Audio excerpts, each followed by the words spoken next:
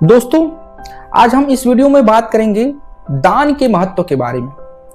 हम जितना ज्यादा दूसरों को कोई वस्तु देते हैं, वो हमारे पास उतना ही ज्यादा हजार गुना रिटर्न के रूप में हमारे पास आती है।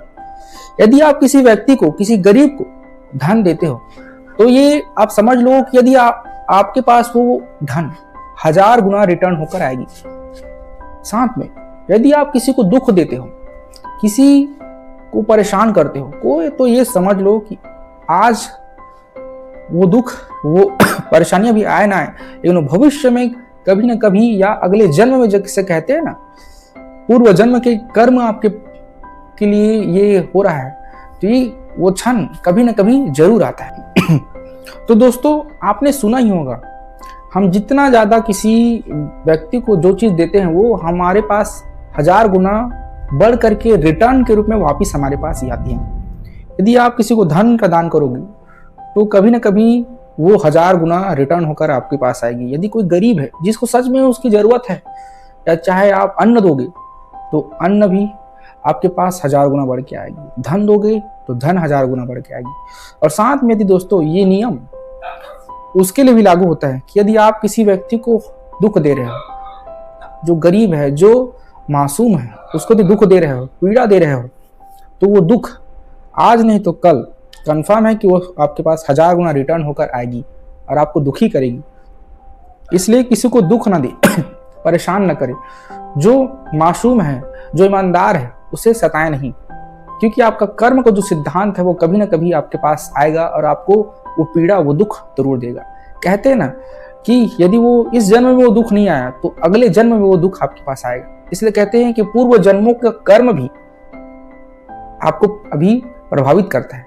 आप अभी कोई बुरा काम तो नहीं कर रहे हो, लेकिन आपने पिछले जन्म में कुछ ना कुछ ऐसा काम किया था, जिसकी वजह से आपको आज ये बीमारी है और आज आपके साथ ये ऐसा बुरा हो रहा है। इसलिए अपने हर एक क्षण को, हर एक कर्म को जो आप दे रहे हो दूसरों को, उसे याद रखो कि आप दूसरों को क्या दे रहे हो, वो हजार गुना बढ़कर के आपके पास आएगा।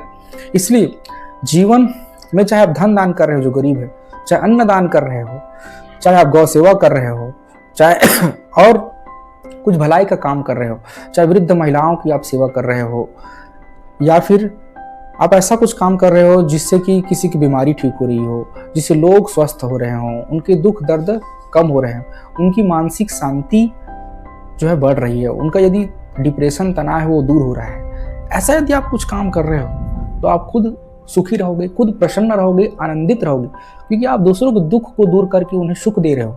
तो आपका दुख तो कभी छुएगा नहीं, टच नहीं कर सकता, और आप हमेशा प्रसन्न रहोगे, आनंदित रहोगे। इसलिए यदि किसी को कुछ देना है, तो मदद, हेल्प का जो हाथ है वो आगे बढ़ाओ, और हमेशा दूसरों के लिए भलाई का काम सोचो, तो आपका भी भला होगा। यदि दुख दोगे, परेशान करोगे, तो अभी नहीं तो पुराने कभी ना कभी, कोई ना कोई जन्म में वो रिटर्न रूप में आएगा और आपको परेशान करेगा। इसलिए अब आप सोच लो कि आपको क्या देना है, आपको क्या चाहिए। आपको जो खुद चाहिए वही आप दूसरों को दो, क्योंकि वो कर्म का सिद्धांत रिटर्न के रूप में आएगा।